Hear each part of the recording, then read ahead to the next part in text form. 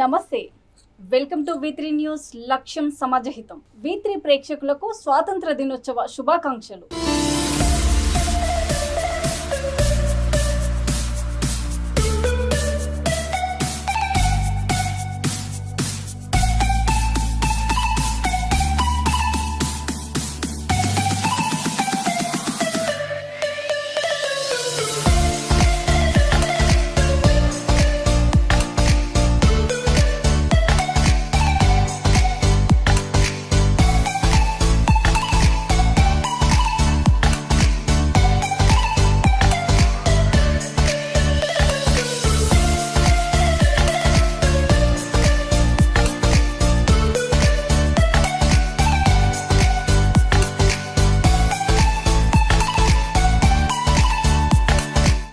75వ స్వాతంత్ర దినోత్సవ వేడుకలకు యావత్ భారతావని సిద్ధమవుతుంది.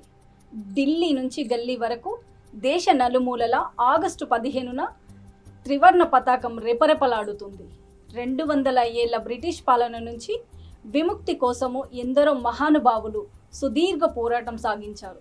దీని ఫలితంగా దేశానికి 1947 ఆగస్టు 15న స్వాతంత్రం సిద్ధించింది. అందుకే 15 ఆగస్టు భారత చరిత్రలో చిరస్మరణీయ రోజుగా నిలిచిపోయింది.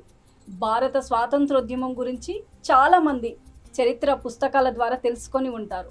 అలాగే స్వాతంత్రోద్యమంపై చాలా సినిమాలు కూడా వచ్చాయి. కానీ ఆగస్టు 15 వెనుక మరెన్నో విశేషాలు ఉన్నాయి. పుస్తకాలు, సినిమాలు, నాటకాల్లో ప్రస్తావించని ఎన్నో విషయాల్లో కొన్నిటి గురించి ఇప్పుడు తెలుసుకుందాం.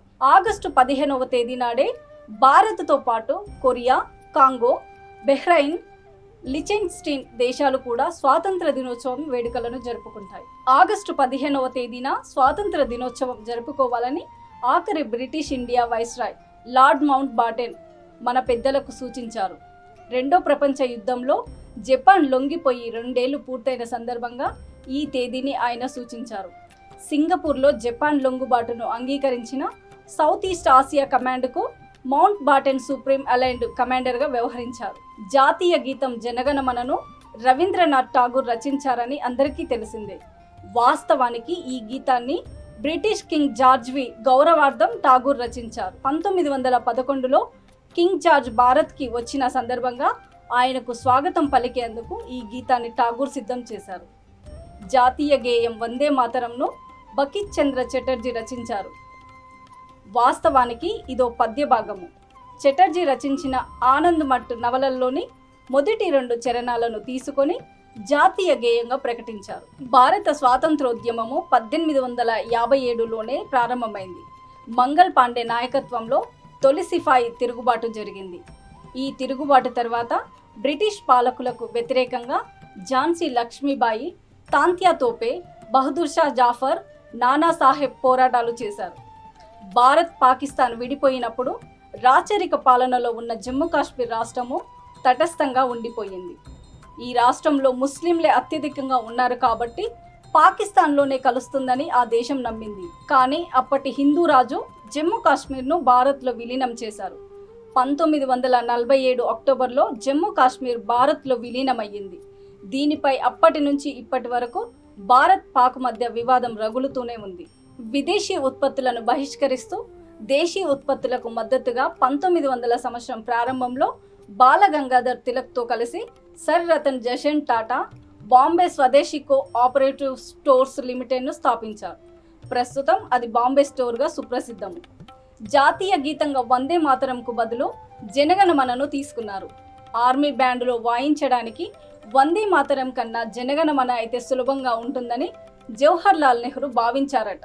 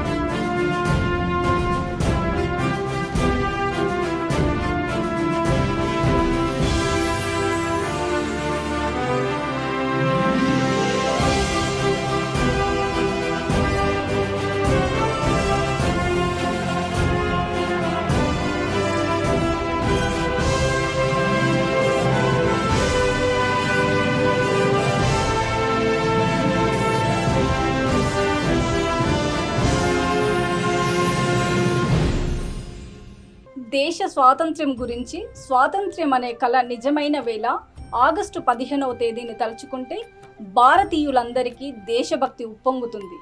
ప్రతి ఒక్కరి మనసులో ఉద్వేగం వచ్చేస్తుంది. ఈ 15 ఆగస్టు పండుగను హిందూ, ముస్లిం, క్రిస్టియన్, జైను, సిక్కులనే ఎలాంటి తేడా లేకుండా ప్రతి ఒక్కరి నోట జై హింద్ అనే నినాదం మారుమోగుతుంది. దేశాన్ని ప్రేమగా మార్చిన దేశం మనది. ఈశ్వర్ అల్లా యేసు ఒకటే కదరా బాస్. దేవుడికెందుకు జెండా కావాలా పాతి అండా. మాతృభూమిలో మంటలు రేపే మాయగాడి కనికట్టు. అన్నదమ్ములకు తీర్చి పెట్టిన ఉషాగాళ్ళ పనిపట్టు. స్వాతంత్రానంతరము ప్రభుత్వం ఆగస్టు 15ని భారత స్వాతంత్ర దినోత్సవంగా జాతీయ సెలవు దినంగా ప్రకటించి అమలు చేస్తుంది. సెలవు దినము స్కూల్లో చాక్లెట్లు పంచుతారని మాత్రమే నేటి పిల్లలు అనుకుంటున్నారు.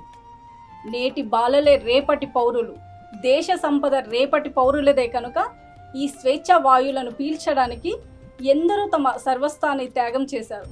అట్టి త్యాగదనుల త్యాగాల గురించి ఉపాధ్యాయులతో పాటు తల్లిదండ్రులు కూడా పిల్లలకు చెప్పాల్సిన అవసరం ఉంది. సత్యం పలికే హరిశ్చంద్రులం, అవసరానికో అబద్ధం. నిత్యం నమాజు పూజలు చేస్తాం, రోజు తన్నుకు చేస్తాం. నమ్మిత ప్రాణాలైనా ఇస్తాం, నమ్మడమేరా కష్టం. పరముక్కు సూటిగా ఉన్నది చెత్తం, నచ్చకుంటే మీ కర్మం.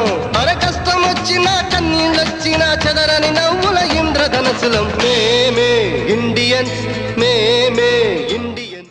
V3 ప్రేక్షకులకు మరోసారి స్వాతంత్ర దినోత్సవ శుభాకాంక్షలు. ఇది ఇవాళ స్పెషల్ ప్రోగ్రాం. తిరిగి మరొక ప్రోగ్రాంలో కలుసుకుందాం. నమస్తే.